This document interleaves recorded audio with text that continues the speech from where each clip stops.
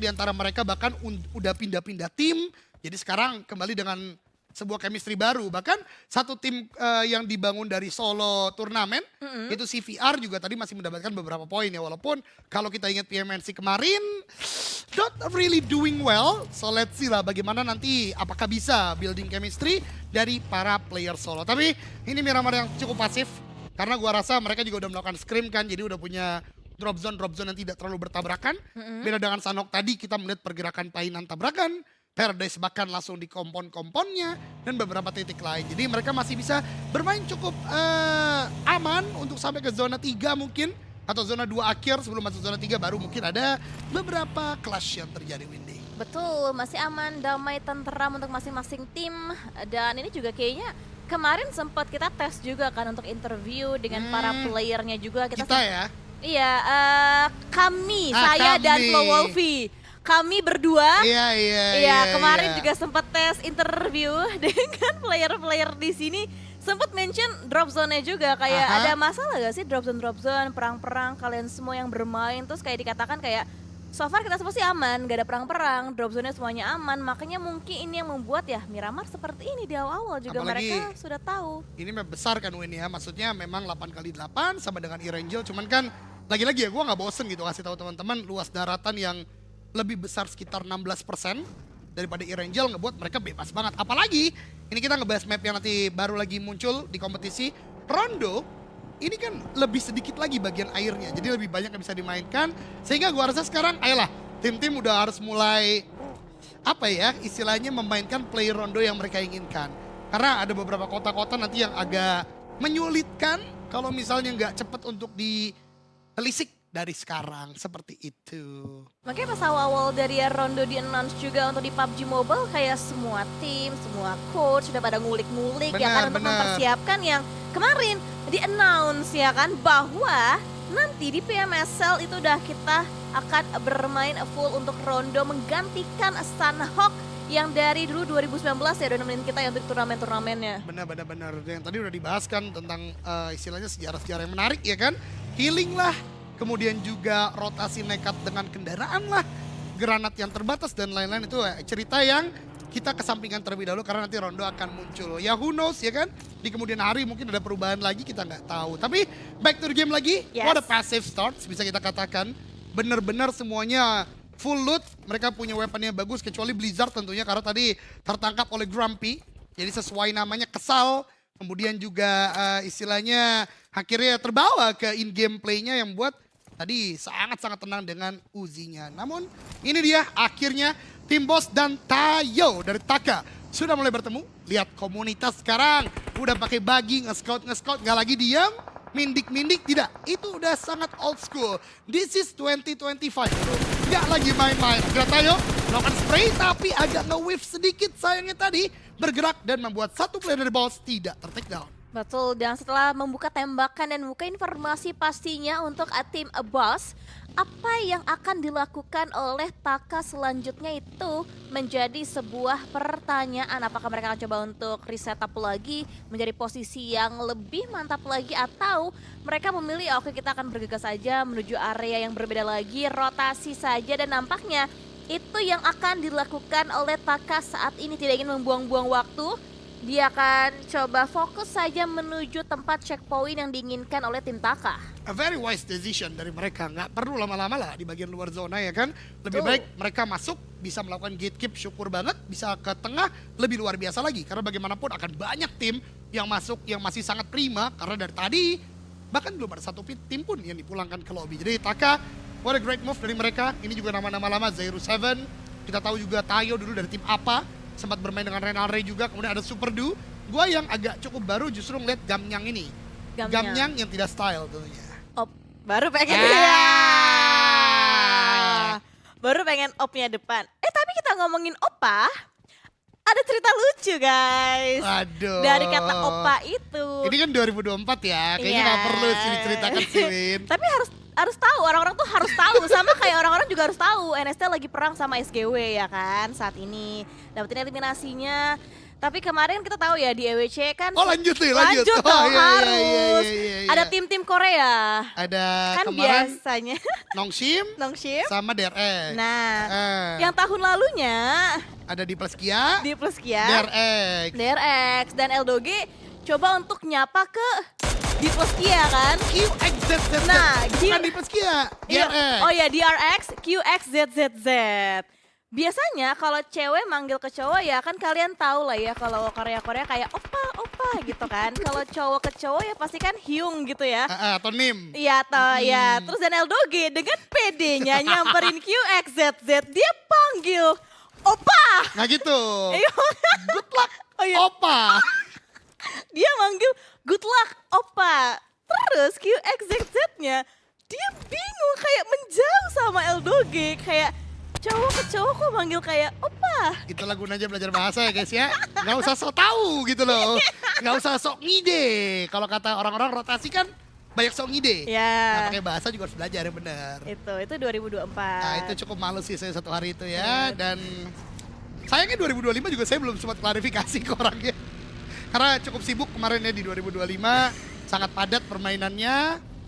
Jadi jangan ya guys ya. Jadi Hyung or Nim. Ya, kalau cowok ke cowok ya. Nah, Kalau cewek ke cowok baru biasanya orang-orang manggilnya opa, kayaknya opa. hari ini semua personifikasi gue jelek semua ini.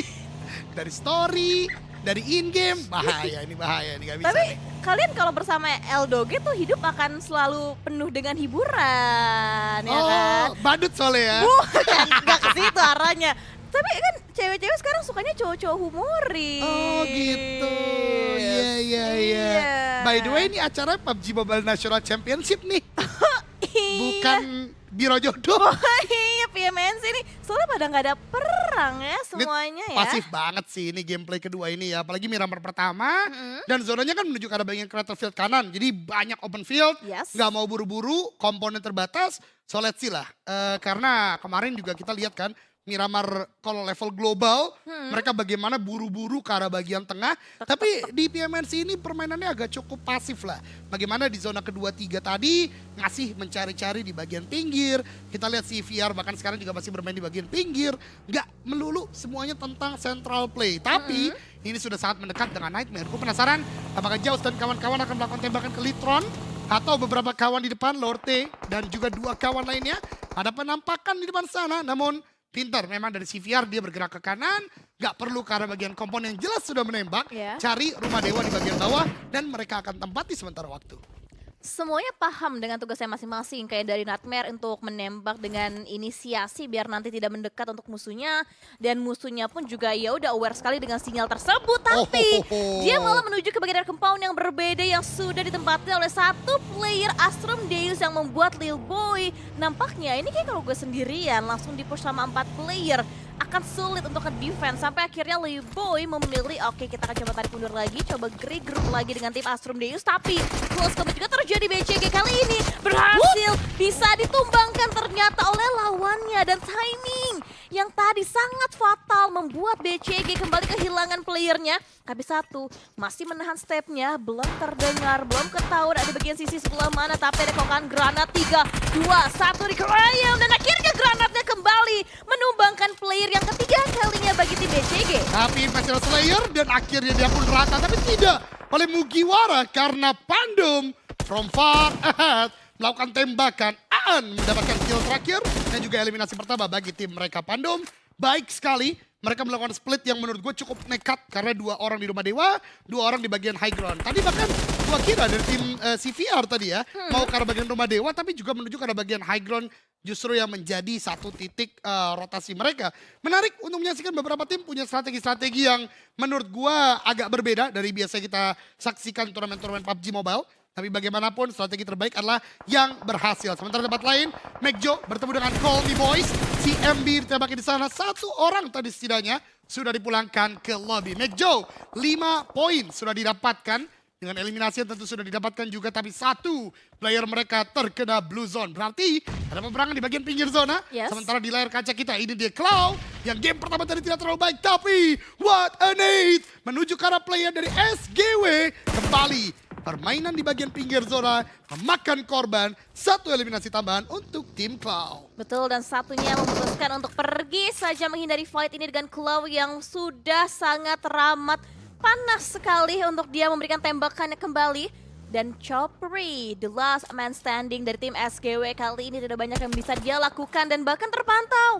Terdengar sudah tembakan-tembakan dan juga diarahkan ke posisi yang saat ini sedang didiami juga oleh seorang Chopri. Dan lihat Boss berotasi dengan YOLO sekali, dua playernya, satu tukar satu dan akhirnya dari sana Boss Grumpy berhasil bisa mendapatkan yang kedua dan itu satu playernya Boss tadi sayang sekali fokusnya untuk nge-end musuhnya. Dia nggak aware bahwa di bagian belakang juga masih ada seorang Grumpy. Itu dia, Grumpy still the spotlight di game kali ini. Setelah tadi clutch karena bagian Blizzard 3 player dia tumbangkan. Kali ini mendapatkan satu lagi. Namun tadi backup tidak terlalu cepat. Namun kali ini Nightmare datang. Ini dia Cerseis yang sekarang berpisah dengan Chillbone di tim yang berbeda. Akan mulai melemparkan granat tapi lihat NST melihat tapi ternyata tembakan dari high ground. Tim yang lainnya juga mendapatkan Nightmare yang terlalu terbuka dalam melakukan push. Grumpy akhirnya tumbang. Tapi NST masih punya Pakong yang melakukan ending 6 eliminasi.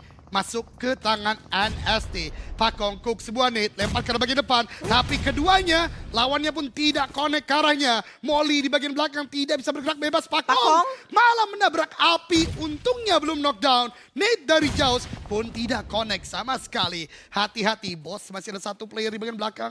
Apakah NST sadar? Karena makin dekat menuju ke arah bagian mereka. Nade di-cook lagi, lempar ke arah bagian depan. TikTok di sana, down itu dia. Double nade yang menumbangkan Kings dari tim NST. Pakong, last man standing. Jaws with the nade. Matang lempar ke arah bagian depan. Meletup di sana, Pakong membalas belum. Ada knockdown yang terjadi lagi. Tapi NST benar-benar di ujung tanduk bahkan revive sedang diupayakan. Betul, tapi bahaya sekali bagian belakang. Boss, JQ juga datang. Dia ingin join the party, tapi akhirnya dia mencuri vehicle untuk dia berotasi saja. Dan kita akan bisa melihat bagaimana ending dari tim Nightmare dan juga tim NST sudah boleh bangkit.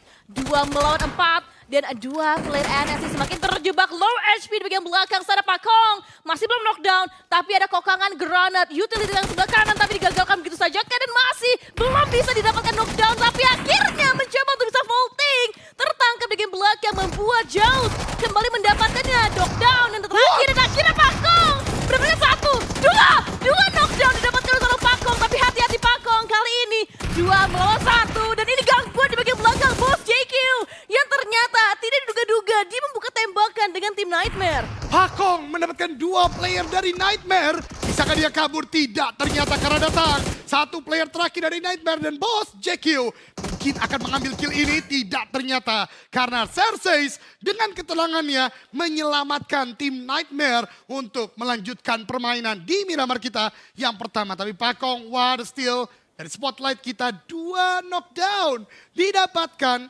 Walaupun finishingnya kira gagal dan membawa tetap NST 6 eliminasi tadi setidaknya di game kali ini. Tadi dari JQ juga ganggu banget sih. Kirain cuman pengen ya ngambil vehicle-nya Cabut, satu ya ya. Minta satu kendaraan terus cabut. Tapi ternyata enggak. Dia ganggu di waktu yang tepat untuk dapetin setidaknya 1 tambahan poin eliminasi lagi. Tapi berbeda POV yang kembali kita saksikan lagi. Pandum kali ini coba untuk membuka fight-nya kembali dengan tim Mugiwara. Banyak sekali setup grenades yang coba dimaksimalkan oleh tim Pandum. Begitu pula juga halnya dengan tim Mugiwara. Dan touchdown sudah Aan kali ini untuk menjadi frontliner. Akan dipantulkan sebuah granat. 3, 2, 1 ditektokan. Dia tahu di mana lawannya berada. Dan what a needs Aan dengan prediksinya berhasil bisa mendapatkan 1 knockdown untuk Mugiwara. Ini fight yang begitu penting karena di bagian pinggir tenggara untuk masuk dalam zona. An sudah mulai masuk ke bagian dalam tapi low dia. Healing bisa dilakukan, pintu yang tidak bisa hancur. Tapi di tempat lain Irish harus tumbang. 3 melawan 3 Cruz mencari 3 melawan 2 ternyata kali ini. Mugiwara sudah kehilangan 1 player tadi. Bisakah Pandum melakukan sebuah clean sweep untuk di perperangan kali ini. Smoke dikeluarkan, setup dulu rapi sekali. Pandum tidak ingin buru-buru. Bakaran yang tidak mengenai siapapun. Karena kembali lagi gue katakan, itu adalah pintu yang tidak bisa hancur. Smoke dikeluarkan, Mugiwara hanya memakan waktu karena 2 player yang tersisa. Not an ideal situation. Oh, 3-5 ternyata 1, 3 melawan 3 lagi. Kali ini Cruz Masih berdansa, 3 melawan 4 kembali lagi karena terlibat juga 2 player saja. Pandu mendapatkan 1 lagi, mencari yang berikutnya. Pandu masuk dengan begitu percaya diri. The last man standing dicari, tapi 1 knockdown. Rocky tumbang, tapi Aan pun juga kawannya masuk. Crossfire akan terjadi, DBS digunakan. Masih terus melakukan tembakan, knockdown didapatkan. Apakah bisa 1v1 situation? Aan is the last man standing pun juga dari tim Taka yang di depan sana. Atau Mugiwara, sorry. Apakah bisa? Masih terus berdansa. Dia menggunakan sebuah senjata baru tapi gagal untuk mendapatkan kemenangan. What a clutch dari Boy Hung menyelamatkan Mugiwara. Nakama tetap hidup di game kali ini, Windy. Wow, dan yang ter-knockdown sukses untuk di-revive sekarang kondisinya oleh tim Mugiwara. Tidak banyak lagi tambahan poin eliminasi yang berhasil dibawa pulang oleh tim Pandum. Dan itu momen-momen yang sangat teramat menegangkan, hampir diselesaikan dengan sangat luar biasa oleh Pandum. Dan sayangnya dikembalikan ternyata keadaannya oleh Mugiwara. Dan fight masih berlanjut antara McJoe yang sudah mengintai juga ke bagian area bawah. Ternyata ada 1, 2, 3 player Taka yang sudah masuk ke dalam scope kali 3 dengan M4-nya player tim McJoe. Dan sementara waktu di bagian sisi lainnya, Cloud, kita kembali melihat POV angle dari seorang Aup. Talapas kali ini di mana-mana ya namanya, ya udah Talapas sudah mulai semakin terkenal lagi, tapi belum bisa mendapatkan opening knock yang diinginkan dari tim Cloud saat ini. Ini zona yang sangat-sangat menyebalkan. Craterfield kanan begitu terbuka, bukit yang menjadi sebuah titik atau menjadi poros zona yang harus dimainkan. Batu-batuan, pepohonan yang tidak rindang tentunya menjadi obstacle yang paling banyak di zona seperti ini. Jadi kita lihat nanti bagaimana Taka contohnya bisa keluarkah dari Craterfield menuju ke arah bagian kanan. Jangan lupa ada MYTP juga di sekitaran mereka. Dan di atas McJoe sudah sangat-sangat baik dalam penjagaan. High ground control mereka begitu sempurna untuk sementara waktu. Tapi masih ada Call Me Boys dan beberapa tim lain yang juga nanti akan datang ke arah bagian mereka. Ini dia, Klaus sudah mulai mendekat juga. Utility yang dibangun, entah mungkin untuk blinding vision atau untuk memang mereka jalur masuk ke dalam. Kita tidak melihat Klaus untuk push langsung ke arah bagian Call Me Boys. Tapi ini sebuah pergerakan yang gue cukup sayangkan. Harus mulai melakukan pressure terus-menerus dari Bond dan kawan-kawan. Karena kalau tidak akan banyak tim yang menuju ke arah bagian mereka. Sementara di tempat lain CVR, kita melihat Astromedeus Altair tetap dengan performa compound to compound. Mereka berhasil menumbangkan 1 tadi dari CVR dan masih menjaga Nightmare tereliminasi. Banyak tim akhirnya sudah mulai berguguran imbas dari tidak adanya peperangan di awal permainan, Windy. Ya, 9 tim yang tersisa saat ini dengan 27 player yang still remaining untuk mereka bisa mendapatkan posisi terbaik, yaitu Chicken Adinar dan Mugiwara semakin terpojok juga. Semua kembali di pop out lagi untuk memblocking vision ke arah tim-tim yang sedang sibuk menembaki posisi mereka saat ini.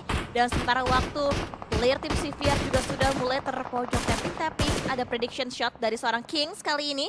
Belum bisa mendapatkan angle yang cukup clear, tapi bisa kita pantau satu playernya pun down. Jatuh bangun terus-terusan dibuat kewalahan nampaknya saat ini untuk player tim CVR. Dan apalagi lihat zonanya bergerak, sudah mulai sakit-sakit. Healing timingnya pun juga tidak dapat. Sampai akhirnya tumbang 1, tumbang 2, tinggal 1. Harusnya yang terakhir the last man standing untuk CVR. Astromedeus melakukan permainan yang begitu pragmatis. Strategi mereka tidak naif karena compound to compound mereka mainkan. Punya banyak sekali posisi untuk melakukan tembakan. Peluru mereka juga sangat terjaga. Mereka bebas untuk menembaki tim-tim yang coba untuk masuk ke dalam zona. Sanok tadi mungkin terlihat seperti kebetulan, tapi ternyata itu adalah idealisme permainan mereka setidaknya di 2 game kali ini. Sementara Cloud, ini yang tadi gue khawatirkan teman-teman sekalian. Dari Call Me Boys yang terlalu pasif, tidak menahan pergerakan dari bagian bawah, mulai didesak. Apalagi mereka tidak hanya terdesak oleh satu tim. Tim McJoe juga mulai datang. Sebuah compound yang akan menjadi pertaruhan dari 3 tim yang berbeda akan mulai tergerus. Sementara Mugiwara, what an unstoppable, menjadi tim pertama dengan double digit elimination di game yang kedua. Wow, sudah 2 angka untuk poin eliminasi yang dikumpulkan oleh tim Mugiwara. Dan sekarang kayaknya ini sesi pertama coba didobrak terlebih dahulu oleh tim McJoe untuk bisa meretake compound yang diisi dengan sangat nyaman. Tapi ngomong-ngomong nyaman, Lil Boy juga sangat nyaman berada di luar area bangunan. Tapi banyak sekali serangan, dengan sekali kita membuka tembakan pasti memancing kembali keributan dari tim-tim lain yang ingin ikut join, ikut andil terhadap pertempuran yang sedang terjadi. Dan Mejo kali ini masih coba untuk bisa mengulur waktunya kembali, sementara waktu dari Cloud juga harus memikirkan, dia juga harus mencari cara untuk merevive kembali satu orang playernya agar kembali prima menjadi 4 anggota aktif. Dan sekarang Call Me Boys dari seorang All-Star sudah mulai keluar nampaknya, sudah mulai risih ya ternyata dari CMB bahwa di area luarnya ternyata Mejo sangat amat mengganggu compoundnya mereka. Tapi ini udah sangat terlambat, baru gua katakan dimensi fokus mereka menjadi 2. Karena Cloud sudah mulai maju, ingat manpower dari Call Me Boys sudah kalah sejak awal. Bahkan All-Star di sini hanya bisa diam.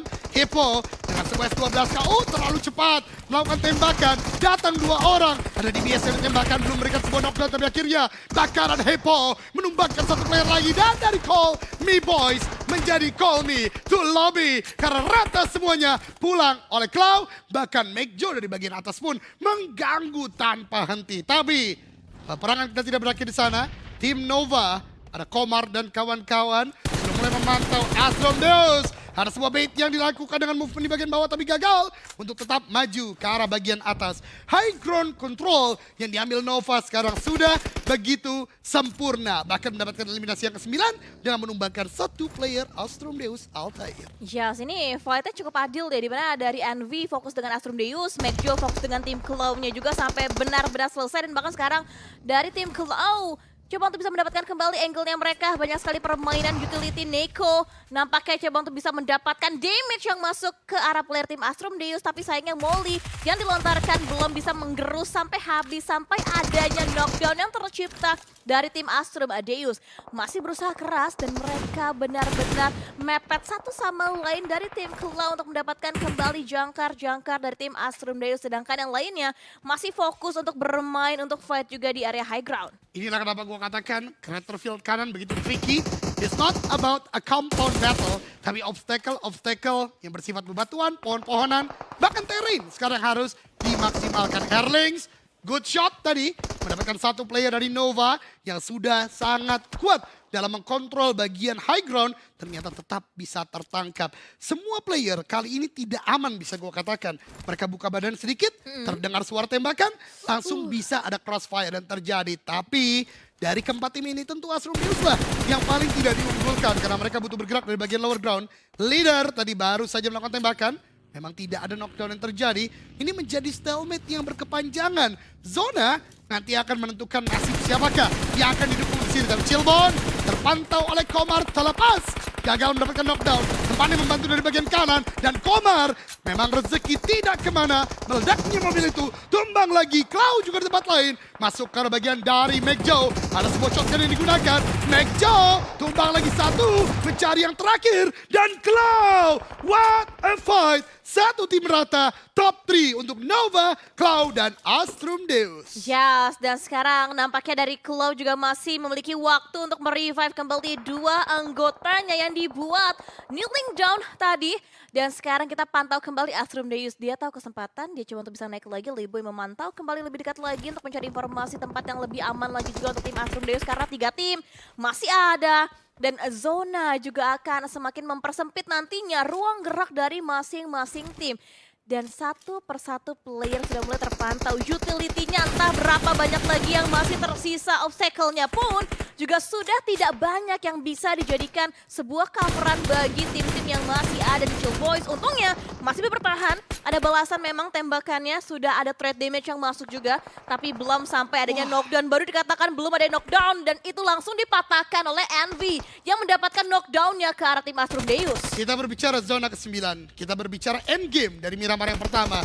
Manifestasi manpower menjadi sangat penting. Yang punya manpower lebih banyak, mereka bisa untuk menjalankan strategi yang lebih beragam. Apalagi Cloud punya zona juga. Nova masih memantau ke arah bagian Astrodeus Altair. Tapi dalam setiap detik mereka membuang pandangan ke arah bagian depan. Cloud makin mendekat. Hippo yang kali ini mulai merangsak, dia masuk ke dalam. Nate dilempar lagi tapi Hippo tidak tumbang. Komar justru yang ada di bagian belakang sebagai jangkar. Tumbang di sana tapi Nate leader mendapatkan sebuah knockdown. Asumdeus mengganggu juga. Cloud tiba-tiba menjadi sebuah shooting gallery dari dua tim yang berbeda. Tapi lihat bagaimana ratanya Asumdeus membuat Cloud akan percaya diri. Satu lagi tumbang dan kemenangan untuk Cloud di game yang kedua. Wow, congratulations untuk Cloud berhasil bisa mendapatkan winner chicken dinner di game yang kedua dengan di map Miramar. Luar biasa, akhir-akhir aktif sekali gameplaynya mereka, permainan mereka dari Cloud Esports sampai akhirnya mendapatkan placement yang tertinggi yang diinginkan oleh semua tim di game yang kedua. Itu dia, congratulations tentunya untuk Hippo, Neko, Autalapas, Deka, dan Eve30 di game kali ini. Karena mereka bisa mendapatkan winner chicken dinner setelah game yang pertama tersandung, terselengkat, bahkan jatuh tak berdaya karena tidak mendapatkan poin yang tinggi. Tapi di game kedua dengan winner chicken dinner membuat akhirnya peperangan poin kembali terjadi. And here we go, Flow Esports, Hippo, Neko, Aut, dan Deka yang bermain di game kali ini. Bahkan tidak hanya winner chicken dinner, tapi mereka berhasil membukukan eliminasi double digit